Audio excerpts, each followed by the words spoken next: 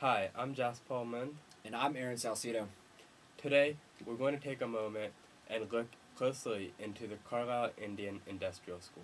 Specifically, whereas we'll be discussing the location, establishment, development, recruitment, and education system of this boarding school. The boarding school was established in Carlisle, Pennsylvania, which was spearheaded by Captain Richard Henry Pratt, who served in the Civil War, where he led the Buffalo Soldiers in the southern plains of the United States. Lieutenant Pratt later then became the founder and superintendent of the boarding school. Before the boarding school had gone under its development, Pratt lobbied with politicians for support of the school, as he had often visited Washington and yet entertained dignitaries at Carlisle. The boarding school had officially started in 1879 and concluded the form of its boarding school in 1918. In 1893, United States legislators authorized the Bureau of Indian Affairs to withhold rations, clothing, and other annuities from Indian parents or guardians who refused or neglected to send and keep their children of proper age in school. Pratt believed that the Native Americans were equals, but that their societies were inferior. Pratt had a 6-point plan for civilization, which included: The first point was impartial justice toward Native Americans. The second one, regulated buying of Native American lands. The third, promotion of commerce. 4. Promotion of experiments to civilize or improve Native American society. 5. Presidential authority to give presents. And 6. Punishing those who violated Native American rights.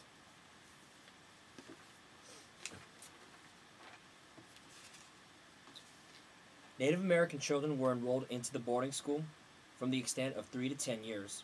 This effort, led by the U.S., was launched as a cultural genocide where children were separated from their families in the transition of being enrolled into the boarding school.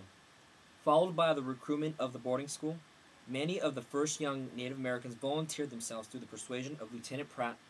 However, it later became a misconception toward Native Americans. The first tribe of the young Native Americans were from the Lakota. In time, enrollment had increased to the max of 1,000 students. Nonetheless, more boarding schools in their development was under the BIA agency of the federal government, which of course was the Bureau of Indian Affairs, which enacted the cooperation of Native American families to send their children to these boarding schools. This type of education system was created specifically to Americanize the Native American children. There was one particular system that they had included with the curriculum of education, which was the outing system. Some Carlisle students were sent to live with non-Indian families to Americanize them during the summer. The curriculum were broken down into 2 different areas. The school structured it half-day academics and half-day trades. Of course, significantly, half-day of academics consisted with reading, writing, and arithmetic. Specifically with half-day trades, for boys, they were involved in carpentry, tinsmithing, and blacksmithing. For girls, cooking, baking, sewing, laundry, and domestic arts. Now, we'll hand it off to our co-anchors, Alyssa and Araceli. Thank you, Jasper and Aaron. My name is Alyssa Aguilar, and I'm here with my colleague. My name is Araceli Garza, and Alyssa and I are going to be discussing whether or not Native American boarding schools were successful. So, like Jasper and Aaron previously stated, not only were the Native Americans' lives changed by the strict enforcement of education, but they also had many new traditions, such as their daily routines. For example, they were up at 5:45 in the morning, they had 5 minutes to brush their teeth, a half an hour to eat, and along with other duties throughout their day, and they were asleep at 9 o'clock on the dot. This was enforced every day of the week. Also, their attire was changed. The males wore one-colored uniforms that were button-up and long-sleeve with pants, and the females wore confined dresses with tight-fitting shoes. Their hair was also pulled back or in a tight ponytail. Absolute freedom of religious belief, but all students were expected to attend church. Among many of these new lifestyle changes that were forced upon the children, they were also required to adapt to a new diet, which was often not much at all, which left these children malnutrition and undernourished. At Round Lake School in 1929, breakfast consisted of 3 tablespoons of porridge, bread, lard, and tea. That was all. The children often would weigh less than when they actually entered the school.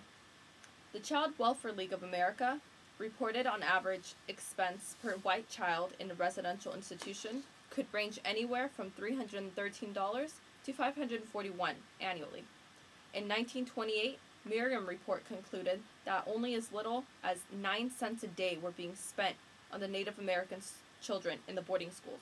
That's only a total of $32.85 a year.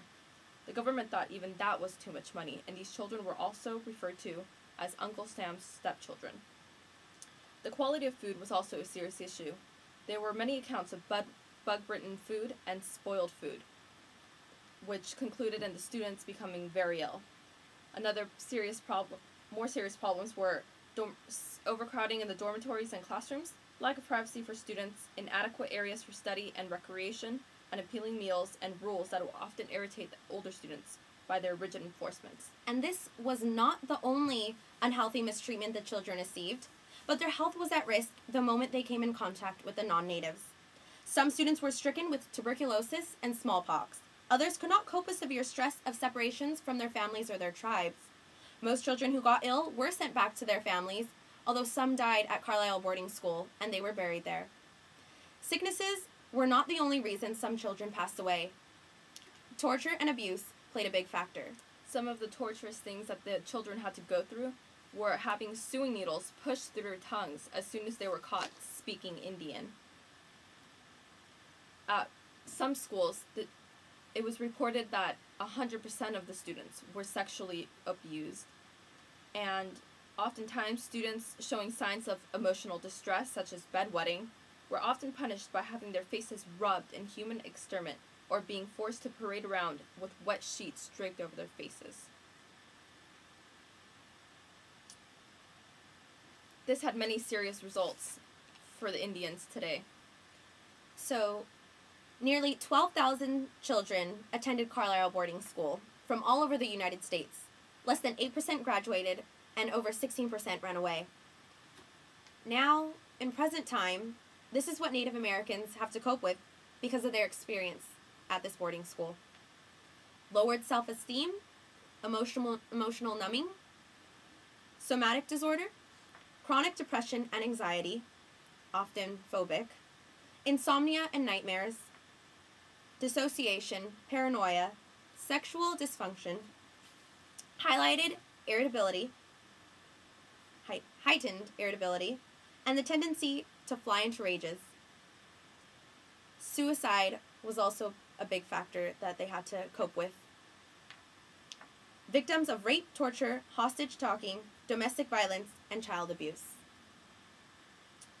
So in conclusion, after elaborate research, we feel that these boarding schools were successful to Americans in their mission to Americanize the native tribes. However, in doing so, caused a mass cultural genocide among the Native American culture. Thank you for tuning in. This is Alyssa Naraseli, checking out for EBC Insider Look. Good night.